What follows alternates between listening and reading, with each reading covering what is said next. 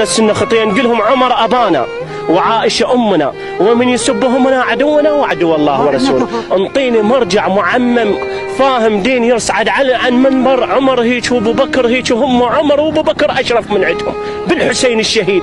ما وصل العراق الى هذه الحاله غير احنا نتبع مرجعيه لا عراقيه، مرجعيه لا عربيه. وانا رجل دراج من المدينه ما اخاف بس من الله. الفتوى اللي تحكي انت بالمرجعيه الفتوى ماكو كفايه اقسم بالله.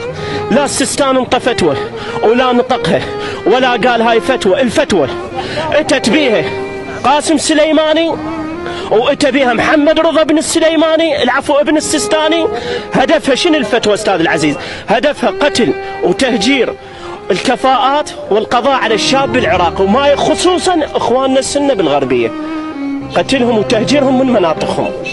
وروح شوف خطيه صار بالغربيه بيها الخير وبيها الشريف وبيها هم امهاتنا وابهاتنا. شخص واحد سليماني مات اللي قتل البارحه كاتبين بالكراده ما قصرت ويانا طبعا ما قصر، قتل العراقيين قتل السنه ظل يطب لنا انبار. تعال ودى جماعه شو اسمه والله عندي اخوي والله العظيم يا بنت الناس عندي اخوي انا هسه اليوم تشرفون للبيت. عندي اخوي كان يداوم مكافحه الارهاب والله والدته الله يرحمها قال لك ليمه ليش بطل؟ قال لها يمه والله شوفها شغله حرام. اذا احنا يجمعونا بالمقام وقال طبوا على الانبار شغلوا قرايات وشغلوا مدري شنو وفززوا العالم يعني رعب العالم.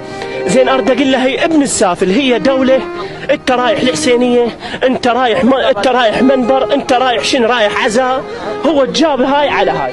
كل انسان يتبع الفكر المجوسي الايراني الفارسي النقص هذا لا دين له، لان ايران اذا ترجع لها للصحيح لا اسلام وادعوا بالاسلام في غض النظر عن اسرائيل وداحتك وهم افسد منهم واخنث منهم.